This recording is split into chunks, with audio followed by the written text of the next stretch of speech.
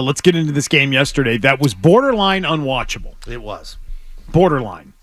Just barely able to keep your attention. At what point did most of New England turn off the game, I wondered? Probably the timeout.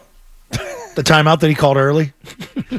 they said, 17-2. 17-2. Are you kidding me? Are you kidding me? Like, this is what we're getting today? Yeah.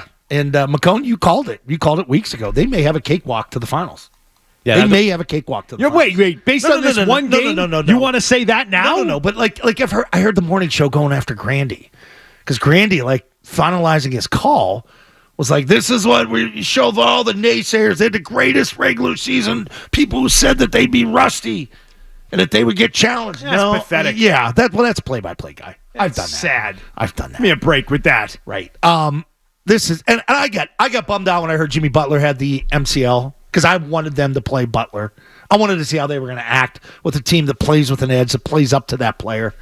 But you're not going to get that. You're not going to get that in this series. This one's over.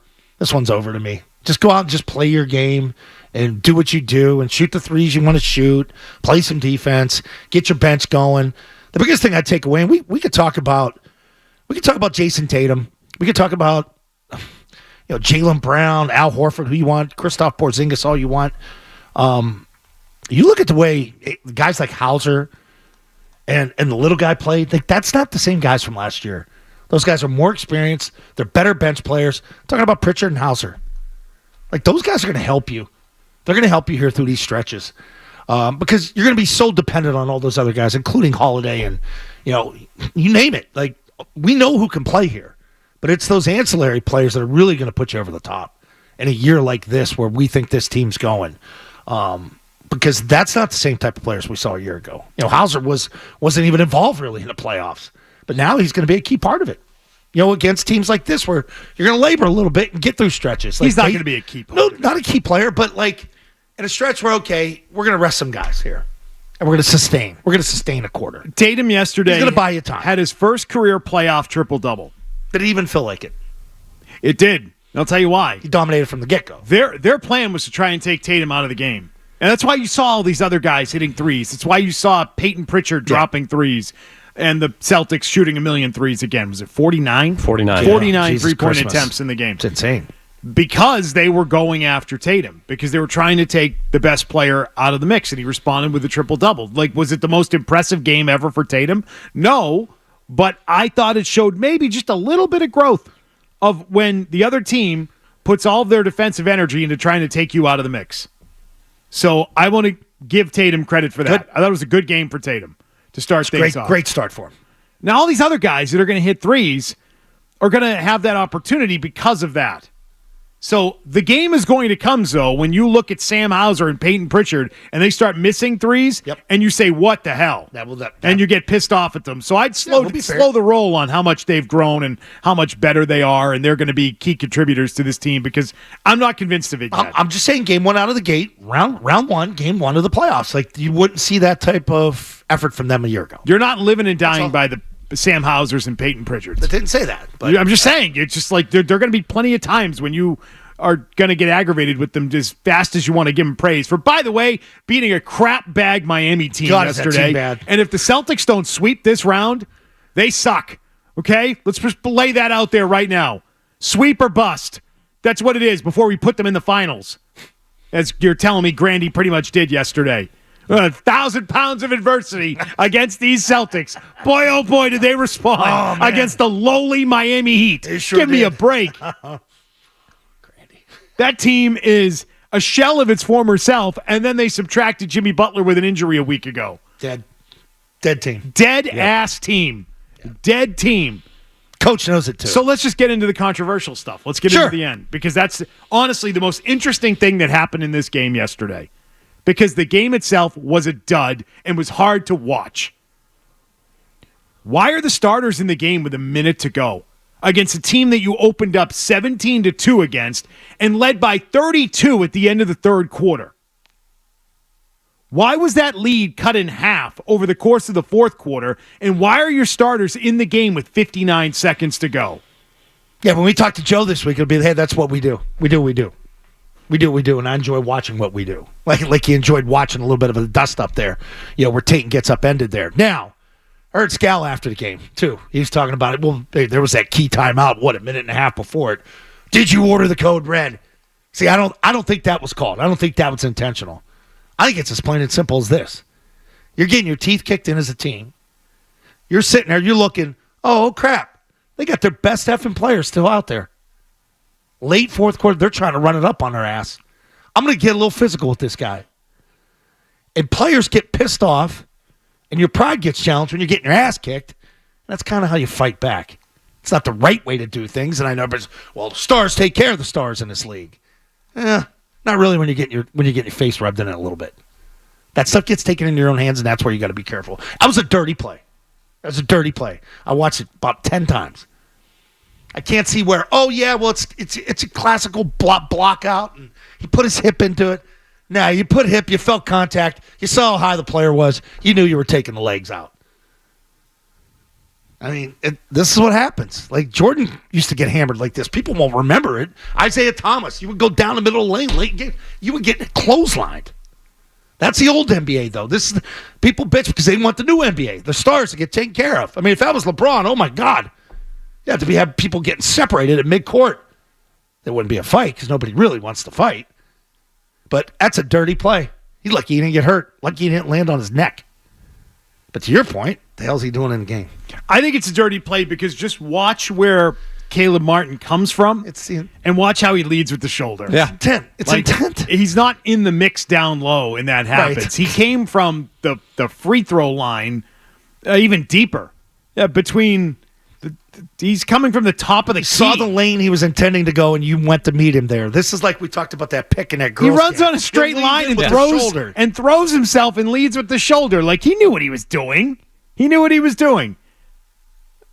Just look at where he starts and where he ends. Good quick get up by Tatum, too, and just walking away from it. But you know why this happened? Because the Celtics starters were still in the game. Yeah. What are we doing? Yeah. And you're up by 32, and you need your starting five on the floor at the end for what? Again, 32 at the end of the third quarter. And both guys are mic'd up for this game. So if you really want to get to the bottom of it or rewind tapes and go through it, you could probably hear the audio. I bet it tells you nothing. Yeah. What's it going to tell you in that situation? I don't know if the audio's on during the timeout. Did he order the code red? Oh, I get what you're saying. Yeah, like something like that. And if it's that devious, which I don't think it is. I just think it's a mad player. It's a pissed off player. If he did, they're not going to give you that. They're not going to tell you that. That's the human part of it. That's the human part of it. You get pissed off, you get down, your pride's getting messed with, they're rubbing it in on you, they got their starters in. I'm going to take it into my own hands here a little bit. I don't think maybe he tried to upend him the way we did, and it sort of went a little too far. But still, dirty play, 100%. Can't cut it up any other way. You buy the Drew Holiday push? That Holiday pushes him into him a little bit? No. No. I think it's a Phantom thing. Yeah, I agree. I think it was a dirty play. No, I don't think it's that at all. God, no. I mean, he did have his hands on him, but he did extend his arms, but where he pushes him is like 8 feet from where the contact happened. So no, I don't think he pushed him and the guy went across the room. I don't. Plus, when Tatum gets up, he takes his left arm to Martin and swings. He takes like 2 more full steps. He wants another shot at him. He takes like 2 full steps. Yeah, it's dirty. Why do you think he did it though? Just because he was aggravated? Yeah. Yeah, just because you're getting your ass kicked, frustrated. It's a pretty good rivalry. Hey, for what it is, these two teams, they go at it pretty good when they're at full health. Yeah. And at the end, we're in Boston. So do we think he was trying to hurt Jason Tatum? Take him out of the game, take him out of the series? I don't think it was either. No. But it's frustrating. I mean, is it a dangerous play? Yeah, it is. The guy's in the air. And he's coming down, and he could have been more hurt. He could have been hurt, period. He's not hurt. Just taking a shot on a tackle, and a guy really doesn't see you coming, sees you quick out of corner eye, and you take him out. You're not trying to knock him out of the game, but you're trying to ring his bell. Yeah. I think he's doing it because the guy thinks the Celtics have mentally been soft against the Heat. That's what he's used to seeing the last couple of years, and that's what he's trying to get in there. They're trying to get in their heads. That's what I think it is. Jaylen Brown's right there, though. I don't think it's going to work this time. Yeah. No. I don't think there is any fear of the Miami Heat right now by the Celtics. I don't think that's a factor. I don't think that mental thing is a thing. They don't have their motor. They don't have their heart. They don't have Jimmy, and they don't have the team that they had a year ago. Nope. And they know it. Yep. And the Celtics are too good. And they finally won the first game of a series with the Miami Heat. Finally. Took them a bit, but here they are. This team, though, if they didn't have heat across their chest. I mean, it's a terrible roster right now. It's so bad. They stink. They stink. And the Celtics should wrap this up in 4 games. And if they don't, again, we will have to say that they sucked. Because there's just no way that they're going to be able to go out and play a good game and lose to this team. There's no shot. It'll be their own doing that they've lost the game. The Miami Heat will not beat them in a game. And the most interesting thing that happened was a foul with 60 seconds left after the Celtics led by more than 30 at the end of the third quarter and couldn't, maintain the lead? They got nervous that it was down to under 20? What are we doing? Joe, why are these guys in there at the end for something stupid like this to happen? What is the point of that? He's lucky he didn't break his wrist. Yeah, right. Exactly. That or land on his neck or crack a hip. Yeah. Or slam the back of his head on the floor, and end up with a concussion. Right. You know how we deal with those nowadays. Yeah. Oh, you're not. You're still on that thing in 2024? How concussions shouldn't be considered real? No. You brought it up. No, actually, I didn't. I said. No, you did. Look, he just hit his head. That's what we're thinking. No, we got to sit him out for a week. He's not ready yet. Yeah. You want to give us the drop your nuts line again? You want to do that? Rewind the Edelman play. I'll give it to you all day. 10 out of 10. Okay. All right. Go win the MVP. So and go on Fallon. Go win the game. Thoughts and reaction to that? The Celtics win in Game 1, and the fact that it's so easy for them in this series is that a problem? You're not going to get to see them flip a switch here. I don't think there's any flip switching against this team. Yeah. 617-779-0985. Is that performance overrated yesterday?